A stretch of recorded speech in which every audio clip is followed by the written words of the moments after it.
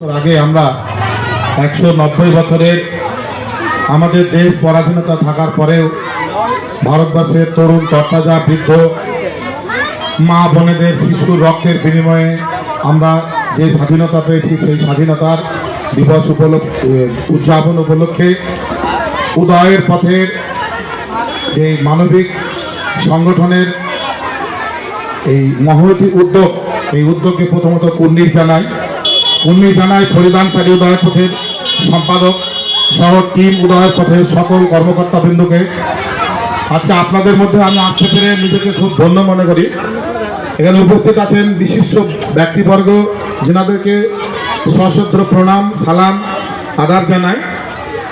আমি একটা কথা বলবো, ব্লাড ডোনেশন, রক্তদান খুব মহৎ দান। আমরা সবাই বলি রক্তের মাধ্যমে, আমি যদি আজকে একজন রক্তদান করি, আজকেও একটা রক্তদান শিবিরে ছিলাম, সেখানে 91 জন রক্তদান করেছে।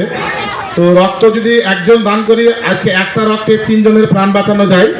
আমরা সকলে মিলে রক্তদান করব এবং 3 জন মানুষের আমার রক্তে প্রাণ বাঁচাবো। তাছাড়া বিশেষ করে আরেকটা কথা বলি, বাল্যবিবাহ আমরা যত তাড়াতাড়ি সম্ভব আমাদের সমাজ থেকে যেটা একদম ব্যাঙে ছাতার মতো জাঙ্গিয়ে উঠেছে, সেটা হচ্ছে বাল্যবিবাহটাকে আমাদেরকে রোধ করতে হবে। কারণ বাল্যবিবাহটা যদি রোধ করতে পারি, রক্তের অপচয় এবং সমাজের যে অবক্ষয় সেটা আমরা রক্ষা করতে পারি। আর ফরিদ ভাইকে বলবো যে আপনাদের উদয়ের পথের মাধ্যমে ডোমকল মহকুমায় একটা কর্মসূচি নেন। আমি আপনাদের সবসময় পাশে আছি, থাকবো এবং আপনাদের সঙ্গেই থাকবো। সেটা হচ্ছে যে বিয়ের আগে পুষ্টি বিচার নয়, জাত বিচার নয়, থ্যালাসেমিয়া টেস্ট করা। যেটা থ্যালাসেমিয়া টেস্ট যদি করি আমরা, তাহলে কি হবে, থ্যালাসেমিয়া আক্রান্তের সংখ্যা আগামী দিনে আমরা কমাতে পারবো। কারণ ফরিদ ভাই খুব ভালো করে জানে যে 2019 সালে যখন লকডাউন হয়, তখন ডোমকল মহকুমায় মাত্র 207 থেকে 8 জন থ্যালাসেমিয়া আক্রান্ত শিশুর আমরা সন্ধান পেয়েছিলাম। কিন্তু সেটা আজকে 25 সালে লাফিয়ে সেটা প্রায় 1000-এর কাছাকাছি। যেটা থ্যালাসেমিয়া আক্রান্তের সংখ্যা আমাদের পরিবারে যে আগামী দিনে আক্রান্ত হবে না সেটা জানি না।